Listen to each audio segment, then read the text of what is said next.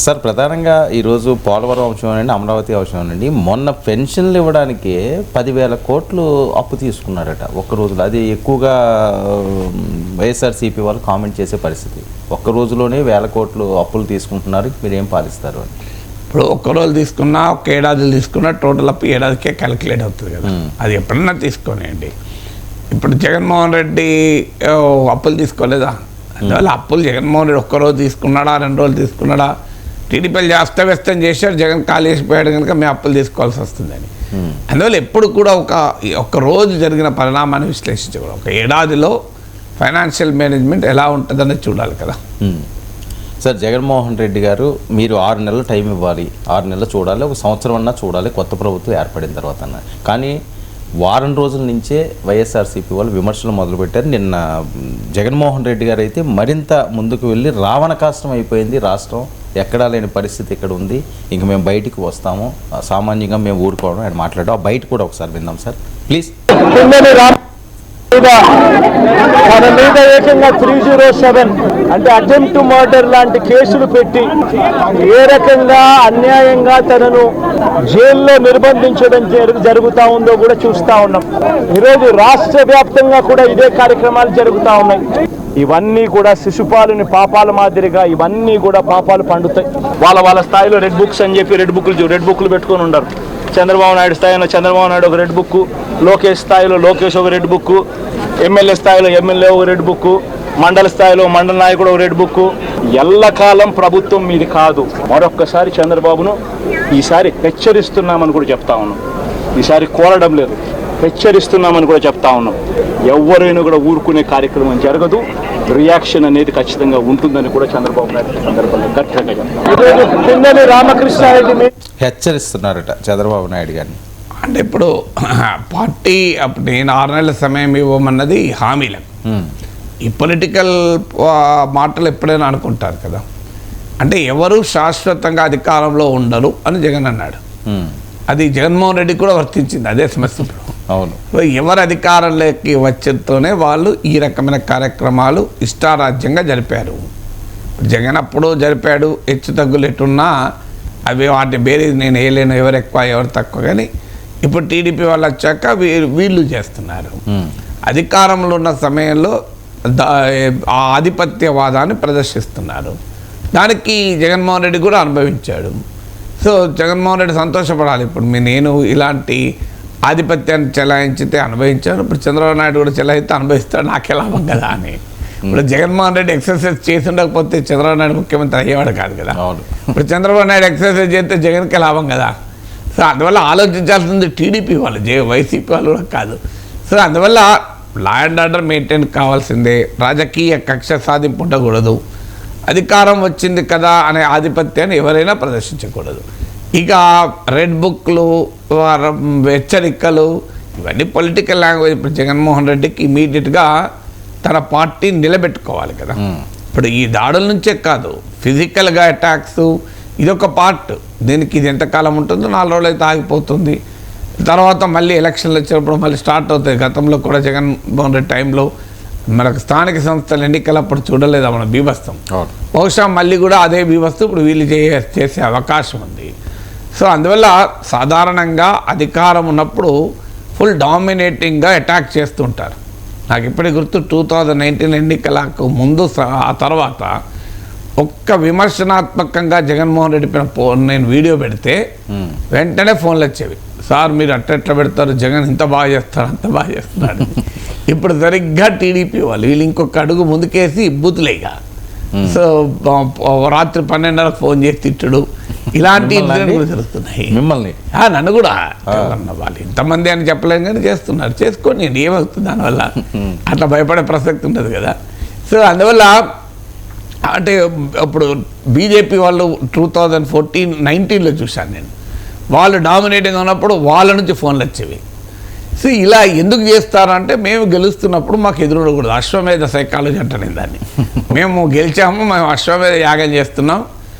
ఆ అశ్వమేధ యాగానికి రాజకీయ నాయకులైనా విశ్లేషకులైనా ఎవరైనా మా అశ్వం వస్తే ఇంకో ఇది ఈ అశ్వము, దీన్ని దండం పెట్టి మీరు దాసోహం కావాల్సిందే. ఇది మోడీ అశ్వము, ఇది జగన్మోహన్ రెడ్డి అశ్వము, ఇది చంద్రబాబు నాయుడు అశ్వం అని చూసి మీరు కూడా మాకు అనుకూలంగానే ఉండాలి అని ఈ అశ్వమేధ సైకాలజీ గెలిచిన పార్టీలలో కనబడుతున్నది ఈ ట్రెండ్. సో ఈ ట్రెండ్ ఏం చేస్తుంది, లాస్ట్కు వాళ్ళని ఓడిస్తున్నది. జగన్మోహన్ రెడ్డిలో ఈ అశ్వమేధ సైకాలజీ ఆఖరి జగన్మోహన్ రెడ్డి ఓడించింది కదా. ఇప్పుడు మోడీ అశ్వమేధ సైకాలజీ వాళ్ళ బీజేపీని దెబ్బతీసింది కదా. పార్లమెంట్లో చూస్తున్నాం కదా ఎంత బలమైన ప్రతిపక్షం అటాక్ చేస్తుంది అనేది. అందువల్ల అందరూ గుర్తించాల్సింది జగన్మోహన్ రెడ్డి అన్నది నిజం. ఎవరికి అధికారం శాశ్వతం కాదు, ఎందుకంటే ఆయన అనుభవంతో చెప్తున్నాడు కదా. అనుభవంతో చెప్పినప్పుడు చాలా విజ్ఞానం వివేకం ఉంటుంది. సో ఆయన 5 ఏళ్ళ అనుభవంతో చెప్తున్నాడు. సో ఇదే కానీ ఈ ఆలోచన కనుక గత 5 ఏళ్లలో జగన్మోహన్ రెడ్డికి ఉండి ఉంటే, అసెంబ్లీలో కానీ బయట కానీ వ్యవహరించిన తీరులో కనుక తేడా ఉండి ఉంటే ఇవాళ ఈ పరిస్థితి వచ్చేది కాదు. అందువల్ల ఎవరు అధికారంలో ఉన్నా తమ ఆధిపత్యవాదాన్ని ప్రదర్శిస్తూ ఈ అశ్వమేధ సైకాలజీని ప్రదర్శించకపోవడం మంచిది. ఇక రెడ్ బుక్లో అందరికి ఇప్పుడు జగన్ లోకేష్ తన దగ్గరే రెడ్ బుక్ ఉందన్నాడు. జగన్ అయితే మండల స్థాయి వరకు కూడా రెడ్ బుక్లు ఉన్నాయి. ఎవరికాలు రాసుకున్నారు. సో ఇప్పుడు రెడ్ బుక్ హెచ్చరిక, జగన్ హెచ్చరిక. సో మంచి క్యాప్షన్ అయితే అవుతుంది ఏమవుతుందా అనేది. బట్ జగన్మోహన్ రెడ్డి ఇలా ఎందుకు అనాల్సి వస్తుంది అంటే ఇప్పుడు ఆయన పార్టీలో మనోస్థైర్యాన్ని నింపాలి. డిమారలైజ్ ఉంది, 11 సీట్లు రావడంతో పార్టీ బాగా డిమారలైజ్ ఉంది. సో వాళ్ళలో ఉత్సాహాన్ని నింపాలి అంటే ఇంకో మార్గం లేదు కదా. ఇప్పుడు ఆల్రెడీ ఓదార్పు యాత్ర కూడా మొదలైనట్టాయి. ఇప్పుడు ఓదార్పు యాత్ర చేస్తానన్నాడు మళ్ళీ తన అంటే ఈ టీడీపీ వారి దాడులకు గురైన వారిది అని. సో చూస్తుంటే ఈ పిన్నెల్లితో ఈ ఓదార్పు యాత్ర ప్రారంభమైనట్టుగా కనబడుతుంది. సార్ చాలా దారుణంగా హింసిస్తున్నారు, కేసులు పెడుతున్నారు, రావణ కాష్టమే రాష్ట్రాన్ని చేసేసారు అనడంలో అది రాజకీయ వ్యాఖ్యలు అనుకోవచ్చా, లేకపోతే నిజంగా అంత దారుణంగా ఉంది? ఆంధ్రప్రదేశ్లో ఎక్కడెక్కడ ఏం జరుగుతుందని నేను మానిటర్ చేయలేను, కానీ మీరు చెప్పాలి మీడియాలో. అంటే జనరల్గా మనకు వస్తున్న వార్తల ప్రకారంగా రావణ కాష్టం అయిపోయి ఎంత దారుణంగా ఉందా ఆంధ్రప్రదేశ్? రావణ కాష్టం అనేది ఎగ్జాగరేషన్, కానీ ఎప్పుడు రావణ కాష్టాలు ఎట్లా అవుతాయి కానీ. బట్ అల్టిమేట్గా ఈ పరస్పరంగా అంటే పరస్పరం కూడా కాదు, గెలిచిన వారు అటాక్ చేయడము, డామినేట్ చేయడం అనేది సహజంగా జరుగుతుంది. అది ఆంధ్రప్రదేశ్ రాజకీయాల్లో గతంలో లేదు, బెంగాల్లోనో బీహార్లోనో జరిగేవి, ఆంధ్రప్రదేశ్లో కూడా జరుగుతున్నాయి. సో అన్ఫార్చునేట్ అది. ఇప్పుడు కూడా అది చంద్రబాబు నాయుడు లాంటి పాలనా దక్షత అనుభవం కలిగిన వ్యక్తి అని అంగీకరించకూడదు. కానీ ఆయన కూడా కొంత పార్టీలో ఆ కసి ఉంది, 5 ఏళ్ళు అనుభవించాం, కొంతసేపు ఆ కసి కానీ స్పిల్ఓవర్ కానీ అని అనుకుంటున్నట్టున్నాడు. అది రావణ కాష్టమా లేదా చిన్న కాష్టమా అనవసరం. అది అది ఏదున్నా ఈ రకమైన ట్రెండ్ అయితే మంచిది కాదు. అది ఎంత మోతాదులో ఉందని నాకు తెలియదు, కానీ ఏ మోతాదులో ఉన్నా అది సమాజానికి మంచిది కాదు, ఆ పార్టీకి కూడా మంచిది కాదు. ఆ పార్టీకి కూడా అదేమీ బెనిఫిట్ చేయదు. అల్టిమేట్గా ప్రజాస్వామ్యంలో ప్రజల పక్షాన మీరు ఇచ్చిన హామీలపైన కేంద్రీకరిస్తూ ప్రజలకు అనుకూలమైన పాలన ఇవ్వడం ద్వారా ప్రజల దగ్గర అవుతారు. కానీ ప్రతిపక్షాలని అటాక్ చేస్తాం, అసలు ఇండిపెండెంట్గా మాట్లాడే వాళ్ళని కూడా అటాక్ చేస్తాం, మేము ఎవరైనా మా యాగాశ్వం ముందు తల వంచాల్సిందే అనే ధోరణి అల్టిమేట్గా దెబ్బతీస్తుంది. సార్, పిన్నెల్లిని జగన్మోహన్ రెడ్డి గారు పరామర్శించడం అన్న అంశం అన్నది అది రాజకీయ పరంగా ప్లస్సా మైనస్? ఎందుకంటే ఆయన ఈవీఎం కేసుల్లోనూ విత్ ఎవిడెన్స్తో ప్రూఫ్స్ తోటి ఆయన అరెస్ట్ అయ్యారు. ఈ టైంలో ఈ నెల్లి పరామర్శించడం అన్నది అది మంచి పరిణామం కాదని కొంతమంది అంటారు, లేదు మనోధైర్యం ఇవ్వడానికి క్యాటర్. ఇప్పుడు ఏమి ఎన్నికలు లేవు కదా, మంచి పరిణామా చెడ్డ పరిణామా అయ్యటానికి. అది ఏ ఆయన పార్టీ వాళ్ళు ఆయన కాపాడుకోకపోతే ఆయన పార్టీలో కూడా వ్యతిరేకత మొదలవుతుంది కదా. అందువల్ల ఆ పిన్నెల్లి ఏం చేశాడన్న దాంతో జగన్ సంబంధం లేదు, తన పార్టీ వాడు కదా. సో ఈవీఎంలో అందరి కళ్ళ ముందు దానికి కూడా ఒక థియరీ చెప్పారు కదా, అన్యాయం జరిగిపోతుంటే చూసి భరించలేక వెళ్ళాడు అని. ఆల్రెడీ ఈవీఎంలో ఏమో జరిగిందని వైసీపీ ఆల్రెడీ అంటోంది కదా. సో దానికి ఆ నెరేటివ్ బిల్డ్ చేస్తారు. అల్టిమేట్గా ఏ పార్టీ వాళ్ళు ఆ పార్టీ వాళ్ళు నమ్ముతారు, మిగతా వాళ్ళు ఏ పార్టీలకు సంబంధం లేని వాళ్ళు దీన్ని పట్టించుకోరు. సార్, పీసీబీ రికార్డులు దగ్ధం అన్నది నేను పెద్ద ఎత్తున ఒక కలకలం రేగింది. ఏదో జరిగిపోయింది, ఏదో ఇంపార్టెంట్ రికార్డులన్నీ కూడా దగ్ధం చేశారు అని దాని మీద ఎంక్వైరీ కూడా జరుగుతుంది. అంటే ప్రమాదకరమే కదా. ఇప్పుడు ఒక ప్రభుత్వంపై ప్రభుత్వం మారినప్పుడు ఆ రికార్డులని మాయం చేసేటువంటి ప్రయత్నాలు జరగచ్చు. ఎందుకంటే రాంగ్ డూయింగ్స్ ఏమైనా బయటపడతాయని, ఎంక్వైరీలు అవుతాయని. మరి అది ఎంత నిజమో నాకు తెలియదు, కానీ ఆ అవకాశాన్ని అయితే కొట్టిపారేయలేము. ఎందుకంటే ఆ రికార్డ్స్ అనేది అఫీషియల్ ప్రాపర్టీ. సో సో అందువల్ల అధికారం మారినప్పుడల్లా రికార్డ్స్ దగ్ధమైతే ఇక దేశంలో రూల్ ఆఫ్ లా ఉండదు. సో అందువల్ల అలాంటివి జరగకుండా నివారించాల్సిందే. సార్, గతంలో టీడీపీ కార్యాలయాలపై దాడులు చేసిన వాళ్ళందరూ కూడా లిస్టులో అవుతున్నారు. నందిగాం సురేష్, అప్పిరెడ్డి, దేవినేని అవినాష్ వీడియోలన్నీ కూడా తీశారు. ఒక్కొక్కరు ఇంకా అరెస్టులు ఉంటారు. ద్వారంపూడి అవనియండి, లేకపోతే పెద్దిరెడ్డి అవని. నిన్న తిరుపతిలో పెద్ద ఎత్తున పెద్దిరెడ్డి వాళ్ళ ఇంటి దగ్గర గలాట, ఒక రోడ్డు ఏదో ఆయన క్లోజ్ చేశారని. అంటే ఇంక ఓవరాల్గా చూసుకుంటే ఎవరైతే తప్పులు చేస్తున్నారో వాళ్ళందరికీ శిక్షలు పడక తప్పదా? అంటే ఇప్పుడు ఈ తప్పు లోపల అనేది ఎవరి అధికారంలో ఉన్న దాన్ని బట్టి ఆధారపడి ఉంటుంది కదా.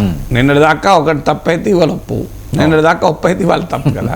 మళ్ళీ రేపు ఏమైతే తెలియదు.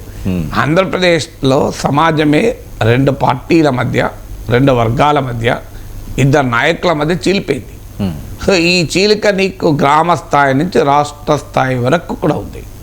సో అందువల్ల ఈ చీలికలో ఇక అది ఏ స్థాయికి చీలిందంటే, నా మానవం చూడండి, నేను తెలంగాణ అసెంబ్లీ ఎన్నికలపై చాలా విశ్లేషణ చేశాను.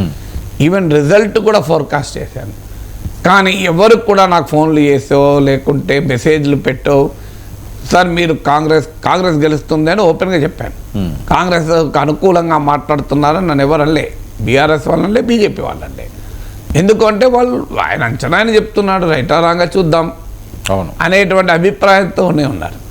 ఆంధ్రప్రదేశ్కి వచ్చే వరకు టీడీపీ, వైసీపీ ఇద్దరు కూడా ఏ స్థాయికి వచ్చారంటే ఏమాత్రమూ అంగీకరించలేదు. తమ నాయకుడే రైట్, ఇక తమ పార్టీయే రైట్. ఏమాత్రం భిన్నమైన అభిప్రాయం చెప్పినా సహించలేని పరిస్థితి. అది వాళ్ళ పార్టీ, బయట వాళ్ళే కాదు, ఎవ్వరు చెప్పకూడదు. ఈ ధోరణి మీకు గతంలో వైసీపీలో చూసాం, ఇప్పుడు టీడీపీలో ఇంకెక్కువ మోతాదులో చూస్తున్నాం. ఎందుకంటే ఈవెన్ పార్టీ సోషల్ మీడియా విభాగాలకు కూడా ఇండిపెండెంట్గా మాట్లాడినా కూడా దాన్ని సహించలేని పరిస్థితి. మాలాంటి వాళ్ళు ఏమన్నది మంచికి మంచి చెప్తాం. ఇప్పుడు పింఛన్లు ఉదాహరణ ఉంది. జగన్మోహన్ రెడ్డి వాలంటీర్లు లేకపోతే ఇవ్వలేమని చెప్పి నానా ఇబ్బందులు పెట్టాడు. చంద్రబాబు నాయుడు వచ్చి ఒక్క రోజులో 90% పూర్తి చేశాడు కదా. నేను చంద్రబాబు నాయుడు అప్రిషియేట్ చేస్తూనే మాట్లాడాను. జగన్ తప్పిది, మరి చంద్రబాబు నాయుడు చేయగలిగినప్పుడు జగన్ ఎందుకు చేయలేకపోయిండని కూడా అడిగాను. సో అలాగే మీకు ఇసుక విధానం, చంద్రబాబు నాయుడు ఉచిత ఇసుక విధానం బెనిఫిట్ అవుతుంది ప్రజలకు. గతంలో జగన్ ఇసుకను అందకుండా చేసి భవన నిర్మాణ రంగమే దెబ్బతిన్నది అన్నాను. ఇవన్నీ ఏవి మాకు పట్టించుకోరు. వాళ్ళకి కావాల్సింది ఏంటంటే అనుక్షణం తమ పార్టీని, తమ నాయకుని పొగడాలి. ఇది వాళ్ళ పార్టీ వాళ్ళు చేసుకోగలుగుతారు, బయట వాళ్ళు ఎట్లా చేయగలుగుతారు? మాదేంటి ఇష్యూ టు ఇష్యూ కదా. ఇప్పుడు ఒక ఇష్యూలో ఒకరిది రైట్ అనొచ్చు, ఇంకో ఇష్యూలో ఇంకో రైట్ అనొచ్చు. ఇప్పుడు లీడర్ ఆఫ్ ద అపోజిషన్ విషయంలో నేను ఆర్గ్యుమెంట్ చెప్పాను, అది జగన్ కోసం చెప్పిండ్రు కూడా. అమ్మ జగన్ కోసం లీడర్ ఆఫ్ ద అపోజిషన్ చెప్పుంటే పింఛన్లలో చంద్రబాబు నాయుడు కోసం చెప్పినా, ఇసుకలో చంద్రబాబు నాయుడు రైట్ అన్నాను. లాస్ట్ టైం జగన్ ఇసుక విధానం తప్పన్నాను. అంటే ఇసుకలో చంద్రబాబు నాయుడు కోసం చెప్పి లీడర్ ఆఫ్ ద అపోజిషన్ దగ్గర జగన్మోహన్ రెడ్డి కొరకు చెప్తారా? అక్కడైనా ఇక్కడైనా ఇష్యూ పైన నా అంచనా అవగాహన చెప్తాను, అభిప్రాయం చెప్తాను. కానీ దాన్ని కూడా సహించలేని ఒక వాతావరణం అయితే సమాజంలో ఉంది. దానివల్ల ఇలాంటి ఇన్సిడెంట్ జరుగుతుంటాయి. సార్, గతంలో కంట ఎక్కువగా మీరు ట్రోల్స్కి గురవుతున్నట్టున్నారు సార్ ఈ మధ్యకాలంలో చూస్తే. ముందు లేని పరిస్థితి. గతంలో కన్నా ఎక్కువ అంటే 5 ఏళ్ల క్రితం నా యూట్యూబ్ ఛానల్ సబ్స్క్రిప్షన్స్ 2 లక్షలు, నాకు 60-70 లక్షల మంది నన్ను చూసేవారు 5 ఏళ్ల క్రితం ఎన్నికలప్పుడు. ఇది ఎన్నికలప్పుడే ఎక్కువ ఉంటుంది, ఎన్నికల తర్వాత మళ్ళీ అంత సీరియస్గా ఉండదు. సో 2019 ఎలక్షన్ అప్పుడు నాకు 2 లక్షల సబ్స్క్రైబర్లు, సుమారు 70 లక్షలు మంత్గా 60 నుంచి 70 లక్షలు చూసేవాళ్ళు. ఇవాళ 9,54,000 సబ్స్క్రైబర్లు, 2 కోట్ల మంది చూస్తున్నారు. సో ఆటోమేటిక్గా నీకు వ్యూవర్షిప్ పెరిగే వరకు, పాపులారిటీ పెరిగే వరకు, ఇంపాక్ట్ పెరిగే వరకు సహించలేని జనం కూడా పెరుగుతారు కదా. సో అప్పుడు వైసీపీ వాళ్ళు ఎగిరేవాళ్ళు. అప్పుడైనా ఇప్పుడైనా అధికారం వస్తుంది మాకే అనుకున్నప్పుడు ఎగురుతున్నారు. ఓడిపోయే వాతావరణంలో ఉంటే ఎగరడం లేదు. ఓడిపోయే వాతావరణం ఉంటే కొంత చట్కల పడుతున్నారు. సో దాన్ని బట్టి కూడా చెప్పచ్చు ఎవరు ఎగురుతున్నారు అన్న దాన్ని బట్టి. సో 2019లో వైసీపీ అధికారంలోకి వచ్చే వాతావరణం వచ్చింది కనుక అసలు ఇక మా నాయకుని మీరు ఏమనకూడదు, ప్రశ్నించకూడదు అన్న రీతిలో వాళ్ళు మా ట్రోల్ చేసేవాళ్ళు. చంద్రబాబు నాయుడు పేటీఎం అని అట్లా ట్రోల్ చేసేవాళ్ళు. ఇప్పుడు వీళ్ళు అధికారంలోకి వచ్చే వాతావరణం వచ్చే నుంచి వీళ్ళు మొదలైంది. వాళ్ళకి వీళ్ళకు తేడా ఏంటంటే వీళ్ళు అఫీషియల్గా పార్టీ పేజీలోనే పోస్ట్ చేసి అటాక్ చేశారు. తర్వాత చంద్రబాబు నాయుడు చెప్పినాక తీసేశారు. నాకున్న సమాచారం అయితే చంద్రబాబు నాయుడు పెట్టద్దు అన్నాడని. అట్లా పద్ధతి కాదు మనం ఆయన అనడము. కావాలంటే ఆయన మాట్లాడిన దానిపైన మీరు ఏమైనా వ్యతిరేక అభిప్రాయం ఉంటే చెప్పండి అని. కానీ నాయకుడు చంద్రబాబు నాయుడు లోకేష్లు ఏం చెప్తారన్నదంతో సంబంధం లేకుండా పార్టీ అధికారిక సోషల్ మీడియా విభాగం ద్వారా అటాక్. మరి అటాక్ చేసేటప్పుడు నేను ఇప్పుడు పింఛన్ల విషయంలో ఇసుక విషయంలో చంద్రబాబు నాయుడు కరెక్ట్ అన్నాడు, దాన్ని ఏం చేస్తారు? విచిత్రం ఏంటంటే 6 నెలలకు ఏడాది వెనక్కి తిరిగిపోవచ్చు చూస్తే జగన్మోహన్ రెడ్డి విధానాలను ప్రశ్నించిన రోజు ఇదే టీడీపీ సోషల్ మీడియా నా వీడియోలను ప్రమోట్ చేసింది. ఓకే, మీరు వెనక్కి తిరిగి చూస్తుంటుంది. సో అంటే వాళ్ళకి నచ్చినప్పుడు ప్రమోట్ చేస్తారు, వాళ్ళు నచ్చినప్పుడు వాళ్ళ దాంట్లో కూడా పోస్ట్ చేసుకుంటారు, వాళ్ళు నచ్చకపోతే వ్యతిరేకిస్తారు. కానీ తెలుగుదేశం వైసీపీ పార్టీలకు కోరుకున్నట్లుగా మాట్లాడలేం కదా. ఏది రైట్ ఉంటే అది రైట్ మాట్లాడతావు, ఒక విషయంలో రైట్ అంటే ఇప్పుడు అందుకే మీకు ఉదాహరణ చెప్పింది. పింఛన్లు ఇసుక విషయంలో చంద్రబాబు నాయుడుది కరెక్ట్ అన్నాను, లీడర్ ఆఫ్ అపోజిషన్ విషయంలో నా స్టాండ్ చెప్పాను. అది జగన్మోహన్ రెడ్డిది కరెక్ట్ అని జగన్మోహన్ రెడ్డి కోసం చెప్పినట్టు. మరి జగన్మోహన్ రెడ్డి అధికారంలో ఉన్నప్పుడు 10% ఉండాలన్నప్పుడు అప్పుడు కూడా ఇది చెప్పాను. అప్పుడు మరి జగన్ వ్యతిరేకంగానే చెప్పిన కదా. సో అప్పుడు చంద్రబాబు నాయుడు కోసం చెప్పారన్నారు. ఇది అందుకే ఇదంతా పార్ట్ ఆఫ్ లైఫ్. నువ్వు పబ్లిక్ లైఫ్లో ఉన్నప్పుడు సో ఆటోమేటిక్గా ఇలాంటివి ఎదుర్కొంటారు. When you're popular you're force to do that. ఇప్పుడు నేను మాట్లాడంతోనో 10 మంది పెడతారు వెంటనే నాగేశ్వర్ ఎలా అంటాడని. వాళ్ళ జీవనోపాధి పాపం, వాళ్ళు బతకాలి కదా. నా పేరు చెప్పుకుంటే 1,00,000 వ్యూస్ వస్తాయి, 50,000 వ్యూస్ వస్తాయి. సో అందువల్ల ఎవరు ఆశ వాళ్ళకి కదా. సో వాళ్ళ బతుకుదరు నేనెందుకు కాదనాలి. ఓకే సార్, ఆంధ్రప్రదేశ్ ప్రస్తుతం ఉన్న పరిస్థితుల నేపథ్యంలో చంద్రబాబు నాయుడు గారి దగ్గర ఉన్న టాస్క్లు ఏంటి సార్? అంటే బలమైన టాస్క్లు ఇమీడియట్గా దృష్టి పెట్టాల్సిందని. అంటే ఇమీడియట్గా ఇప్పుడు అమరావతి నిర్మాణాన్ని వేగిరపరచాలి, ఇచ్చినటువంటి పథకాలను అమలు చేయాలి, సంక్షేమ పథకాలను. సో మా ప్రామిస్ని అమలు చేయాలి, ఇండస్ట్రియల్ ఇన్వెస్ట్మెంట్ తీసుకురావాలి, కేంద్రం నుంచి భారీగా సహాయాన్ని. ఎందుకంటే రాజకీయ పరిస్థితులు 2014లో 2019లో 2024లో తేడా ఉంది. 2014లో అయినా 2019లో అయినా అంటే ఆసారి చంద్రబాబు నాయుడు ముఖ్యమంత్రిగా ఉన్నప్పుడైనా జగన్మోహన్ రెడ్డి ముఖ్యమంత్రిగా ఉన్నప్పుడైనా కేంద్రంలో బీజేపీ సొంతంగా మెజారిటీ ఉంది. అందువల్ల బీజేపీని శాసించే పొజిషన్లో ఆ తెలుగు రాష్ట్రాల రాజకీయ పార్టీలు లేవు, యాచించే పరిస్థితులు ఉన్నాయి. ఇవాళ శాసించే పరిస్థితుల్లో తెలుగు రాష్ట్ర ముఖ్యంగా ఆంధ్రప్రదేశ్ పాలిటిక్స్ ఉన్నాయి. అందువల్ల ఇలా చంద్రబాబు నాయుడు మద్దతు కీలకం కనుక ఈ అవకాశాన్ని ఉపయోగించుకొని కేంద్రం నుంచి మ్యాక్సిమం రాబట్టాలి. విశాఖ స్టీల్ ప్లాంట్ ప్రైవేటీకరణ తక్షణం ఆపాలి, విభజన చట్టంలో రాష్ట్రానికి ఉన్న హామీలు పూర్తి కావాలి, పోలవరం కంప్లీట్ చేయాలి. సో ఇవన్నీ అందరూ చాలాసార్లు మాట్లాడుకున్నాయి కదా.